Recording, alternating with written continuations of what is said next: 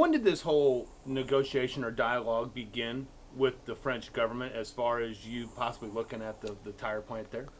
How far back? Oh, this has got to go back. We started this probably 2000. Well, we started with Goodyear, all right? We started with Goodyear probably 2000, whenever they announced it, but it had to be 2008, 2009. And, you know, everybody likes to talk about the bad corporate. Well, Goodyear, this plant made passenger car tires and farm tires. And I had talked with Goodyear, and Goodyear went out around the world trying to find, because they're a public company, who would step up to buy the farm business, the factory, because they have to take the other equipment out. And Titan was the only one. So then we sat down, and we probably negotiated with Goodyear like 6 months, and then Goodyear went to the union and told the union, here we have it. Well, the union then wanted to talk to us. The French union. The French union. Now there's 10 of them in the factory. The big union is the CGT, and that's via the Communist Party, French Communist Party. So what happened is that Bill Campbell was the head of, at that time, the head of all the tire group. He's still with the tire group. He's chairman now. We flew over. We landed in Paris. We cut the deal to meet everybody at a hotel outside the airport, Charles de Gaulle Airport.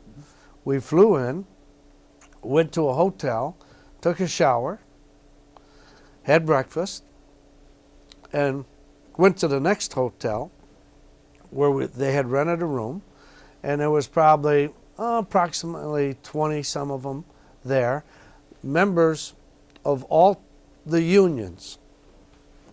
We had an interpreter. We went in, we shook hands, met with everybody, and let them ask us questions. So the question got put to me during the thing. What did I think of the production, them in that factory? So I answered the question, and I said to him, I says, well, you work you get paid for 7 hours. One of those hours includes your lunch break and a couple breaks in between. So there's an hour. So you get paid for an hour to eat. But it's no different in the U.S. The next 6 hours, what I witnessed is that when you work, you guys do a great job. The problem I see is, just from my observation of going through here a couple times, is that you work for probably 3 hours, and the other 3 hours you seem to mosey around and you kind of have a lot of chit-chatting in groups. And it was interpreted. They all laughed. Everybody had a chuckle. And then the president of the CGT, which is a communist union, we call him Spike. I didn't name him Spike, but Campbell did, because his hair is all moosed up into a big spike. And he stands up and he smiles and he says, "That is the French way, Mr. Taylor." Okay. And I said, well, that's fine. But if you're going to build a business here, if you're going to get these high-paying jobs, and you're at the highest paid of probably any industrial, and we're not looking to cut your pay, but I can tell you now, if we buy this facility, then I am expecting 6 hours for the 7 hours I got to pay you. And he says, you are not buying this place, as you call it, our factory, unless we say so. And then I says, well, you know, I told them right to their face. I says, listen, this is the damn dumbest thing I've ever seen. All right? Here, we're going to put millions, tens of millions of bucks in to try to survive and make this place prosper. And you're going to tell me my plan? You're going to tell me how? I said, why don't you go to the union and the government, and they give you guys the money, and you buy the plant, okay? And you show it. You want me to tell you something? You'll be broke. You ain't got enough money because you don't know what in the hell you're talking about. That's really what I said. And the funny part is, other unions, other employees of Goodyear agreed with me. They don't know what the hell they're talking about. But, you know, it's like everything. Who seems to shout the loudest? And then I heard, and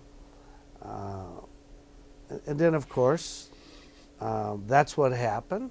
And so 4 years, then Goodyear turns around, and Goodyear makes the announcement, we're closing it. Which, I'll be honest, I told them 4 years ago that you're not going to get this done. You should just close this friggin' place, and then I'll negotiate with you after you close the damn thing.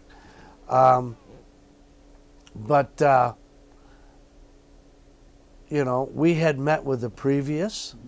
We have spent millions of dollars in cost while all this has been going on with lawyers, all this crap. They turned around, and Goodyear makes the announcement, and then all hell busts loose. They're emailing Campbell, they're emailing me. Everybody wants to get a hold of you from the French government. So I was in Australia for 2 weeks. We made going around to all of our facilities we bought there. So I get back, and I have this letter from the French Minister of Industry, and his letter, you know, just tells me that he wants to have meetings with us, and he will facilitate, use his office to do. We've already been through that.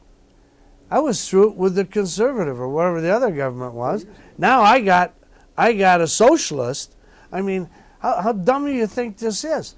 And Titan can't meet with them because they're not our employees. There's a French law. If we step in, then we're liable for them just like Goodyear. I have a facility. Titan has a facility, had it for 15 years, over in Fleur, which is on by Normandy, a wheel plant, and those employees do a great job, okay? And we wouldn't even went in unless we thought we would be able to do a better job. So I sent the guy back my letter, and I basically said, hey, you know, which he leaked it out. And he trying to, you know, people got to stop and think, why did this Frenchman leak it out, this minister? Because he's a politician. He had a letter where I told him the truth. I told him exactly what this union said. I didn't in my first letter tell him, hey, what are you bothering me for? Why haven't you talked to Goodyear? It's their plant. Why aren't you there? Why don't you sit there and try to save the 500? And Goodyear tried to save 500 of the highest paying jobs. So Goodyear has spent over a $10 million. They've taken a $200 million loss because they tried to save 500 jobs instead of just saying boom and going. And in this time that Goodyear was doing this, Michelin closed the whole tire plant. Continental closed the whole tire plant. So you think about it. The American company trying to save gets burnt. That's really what it is. And so, I told the guy, and what's he do? He leaks the letter. And then he starts to, after he leaked it and got my letter, he sends me this, you're an extremist. No, I'm not the extremist. You guys are the extremists. You're the extremists because you're running, you don't really give a damn about the working French men and women. He really doesn't. He's only interested in trying to manipulate something, so he's fighting an industrial American because, and it's no different than in this country. Politicians. I was in New York and Stuart Varney asked me, what's a sequester? It's all BS. It's totally BS, okay? You turn around and look, people, politicians, they have no clue how to read a balance sheet. And the whole Democratic Party is, we're for the working men and women. No, they aren't. They are for themselves. They don't care who. Our industrial base went overseas.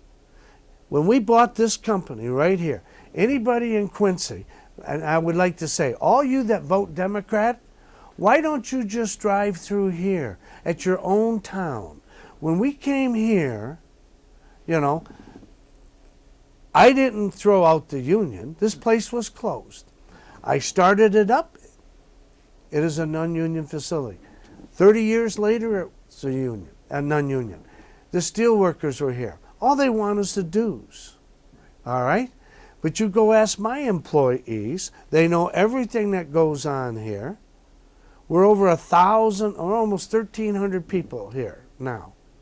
And what did the great Democratic Party do for the working men and women in this town? Nothing. What's this goofy governor we have? He's nothing but taxing all of the hell of you, okay? They don't do anything. And when I came here, everybody said I was stupid. I should go to Mexico. Everybody remembers back. Mexico is where manufacturing was going to be. You move down to Mexico, folks. You go to Matadoras, GE, all the rest of everybody go to Mexico. But I was too dumb. I stayed here. Then in the 90s, beginning of the 90s, everybody was going to be owned by the Japanese. They were buying up America. We were going to be servants. You listen to all that crap. Then everything went to China. Why? Who did all of this? Everybody ought to stop and remember. Clinton's the one who did the Chinese where the big exodus went. All right? It was Carter that everybody went to Mexico, folks.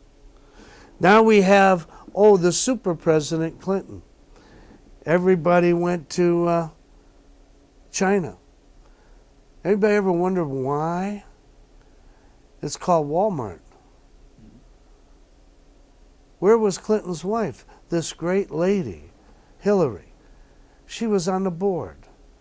So everything was exited. Now what's happened? China couldn't even send a missile up in the air, a satellite. But who gave them the technology? We did. The Clintons. So I get tired. And then Obama saved the automotive? BS. Folks, I'm from Detroit. Automotive, Ford, Chrysler, and GM. All right? Ford had the sense, they borrowed a lot of money. That's the only reason they didn't go down. GM didn't, and neither did Chrysler. But what's the common link to all three of those tire companies? One union, UAW. You turn it, and nobody would take them on because they were going to freeze you down why they went. Anybody ever wonder why? Toyota's not, Honda's not. None of the foreign places are unionized. All right? So what did our government do? Chrysler, them? I don't care. I have unionized plants. I don't try to bust a union. And in some instances, I don't have it. I'm not paying the dues. The workers are. The only thing the unions are interested in is dues. That's why even FDR never allowed federal workers to be unionized, and he says it. But they're the collection machinery for the Democrats. But what you have now, did they take Chrysler and say, Chrysler, we're going to put the Teamsters with you. Steelworkers, you get GM. Ford, you got the UAW. Now you got a fair situation. But if you just got one guy, the god of all of that is the UAW. And then who gets shafted? All the working men and women in this country. That's what happens. It's a business, and people better, own up to it. And did you think when you sent that letter to the French minister that it would blow up like it did? Hell no. What the hell do I care? I just figured maybe the reason my letter went to him, I thought maybe I could shame him as a minister and government people, that he would start thinking of the working men and women. He didn't. He thought of himself. That's why he leaked it. And why did he leak it? Because he thought it would create, with just the French people, how he's with them. Because the CEOs, public company CEOs don't, they don't speak like that. Well, you should see all the CEOs, big boys. I ain't going to put their name out. They'll get in trouble. But the thing is, America, when you're a public company, people don't understand. The working men don't understand. Remember when they had all the protests on Wall Street? Well, people have to understand. The reason we got so big in this country and we grew was because of Wall Street. People in Quincy should understand. We went public in '92. We were having a good year. But everything we had when I bought the company on an LBO, I have to sign everything with the banks. Your wife has to sign. If you want to go buy something, you got to go ask your bankers, and it's a whole group of them, a committee of them. And we had the opportunity to buy a competitor. And my bank said to me, you're having a good year, Morry, everything. Wait 6 months. Well, that opportunity to grow wasn't going to be here 6 months. At least I didn't think it would. So the only way you can get out of that situation as a private company is to go and become public. And when you become public, you float your stock. All of our money came in and paid my bank off. Right. And then I could go buy things. And that's how we grew. And employees, or the working men and women, your 401ks, your IRA, you can't go own into a private company. You got to have a public company. What you should understand, though, folks, is that a public company, which generally speaking is run with a more of an entrepreneur flavor. Look at Apple. Apple started off, Jobs was a creator with engineer. When he went public, he made the mistake of having a board that, bankers told him they were all politically correct. And then Jobs was tough. He was a tough person to work for because he didn't miss words. He told you really what he thought, okay? And of course, when business went down a little bit, because of that, of his nature, the board got rid of him, the guy that started the company, and who did they bring in? They brought in what they thought was the best corporate future CEO of the world, Skilling. He came in, only a couple years. He came from Pensacola, man. They're taking on Coke. And when the company's going in, ready for bankruptcy, he leaves. He jumped to another spot. Board members leave, bring jobs back here. While he was alive, he built that company to be the biggest market cap of any company in the world. Isn't it funny how nobody remembers and how many people made money now when their stock hit 700? And you know, as our plan, people had, my employees had money in theirs. So public companies are different than private, but they're the only one the working men and women get to invest in. You know, talking about working men and women, I know most of the workers, because you have a facility in France, but really, same guys working here are working in the French facilities too. They work just as hard. Yeah. You know, and the biggest problem in this country, the biggest problem in France is not the people outside of government working, it's the government employees. And what has happened in France, and they published this because I was reading an interview with young college students, what's their goal? To work for the government. You know, we have our current, you look at our government and you look at all the, everything is a duplicate. From the federal, the federal, the federal, the federal. Now you got the state, the state, the state, and then you go down to county. Mm-hmm. You know, people don't understand. Our country is a republic. They don't even teach it in school. Republic means states. If you don't like what's happening in the taxes in this state or that, move. Right. But if your government at the federal level does it, you'd have to leave your country. That's wrong. And politicians don't really want people to vote. Did you ever notice how they all say they want to vote? Well, I was in Australia. You don't vote in Australia, you get fined. That was one of my deals I said back in 99 when I ran. And I was going to give all my employees to go vote. As long as they brought back a receipt, they re-voted. Federal government called me up, going to fine me personally $10,000 per employee. You can give everybody off to vote, but they don't have to go vote.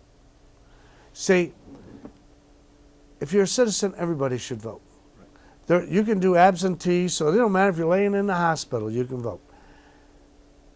And I always figured if you make you don't vote, you make up to $30,000 and down, I'm going to charge you. Don't vote, put it on a tax deal, bang, you're going to pay $100. $30,000 to $100,000, you're going to pay $200. $100 to $500,000, you're going to pay $1,000. Right. And if you're a millionaire, I'm going to charge you $50,000. So everybody better vote. Mm-hmm. And I think it's a situation that now with early voting, absentee voting, it's not, you can go stand in line if you want the last day of procrastinator, but if you don't want to, there's so many other ways. And then we got everybody, okay? Because last election, 198 million Americans were registered. That's the number. Right. There might have been more that weren't registered, but 198. So of that 198, I think 50-some% voted, but it ended up President Obama got 30% of the registered vote. Romney got 28. Yeah, that's 58. Mm-hmm. So there's 58.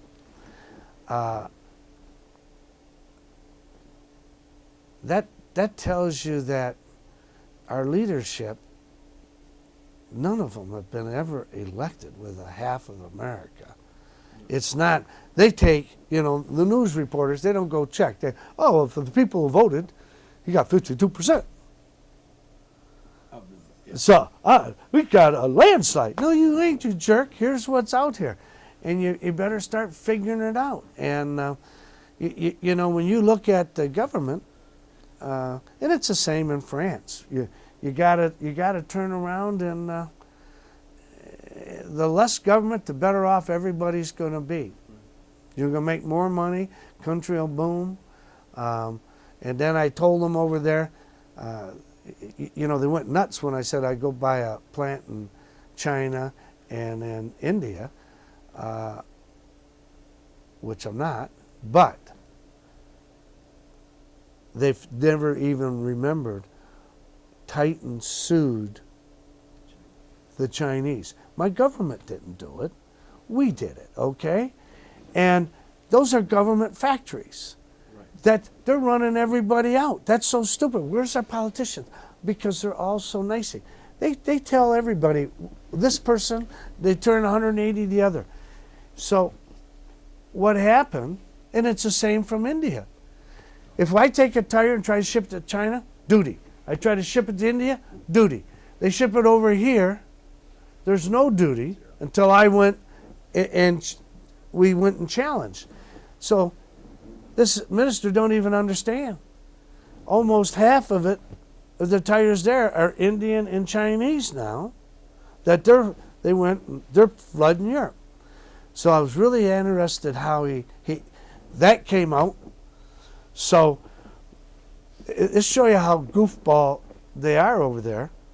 It's not France. France can't do anything. Neither can Germany, neither can Italy, none of the EU. They got to go to the supreme bureaucrats. Got to go to Brussels, and we're going to get Brussels. Well, that's like saying, hey, you know, I'm going to go take a leak in the ocean, and if we all leak in the ocean long enough, I guess we'll probably heat it up, you know? I mean, they're so slow. It is... So do you go back, if they approach you again about once this factory closes, you even give them a whiff, even a sniff or not? Well, you never say never. Right. Okay. Right. But I'm not going to, I'm not the one that calls the shot. The call the shot is Mother Goodyear. No one's even said a word. Goodyear owns the factory. Right. Goodyear's responsible under French law to the employees there. But the law says who's ever the big dude. So there's 10 unions, but that communist union's the big one. The plant right next to Goodyear, they're not in. They have unions there, and they don't have any problems there. You know? So somebody better... I had a nice letter someone sent me that there's only 8% of the CG represent employees, and they make all the noise. And, they took a bunch of tires, and they're standing in front of cameras while we're talking. They're burning all these tires. So they're going to show me, hey, guys, they ain't my tires, okay? But that just shows you what you're dealing with. Now, you can be a government official and stick your head in the sand, but when you look at Greece, it's the same thing in Greece. You know? It's the world is simple. We live here a short time, and you got to contribute, which means you got to work. You can't just sit and play on the computer and look at the TV. You enjoy what you got, and if someone works hard and they get something, you know, be proud of what they did. But it almost becomes an envy, you know, and it's wrong. You're a busy man. I've got what I need. I'm going to sit here and get a shot of you and I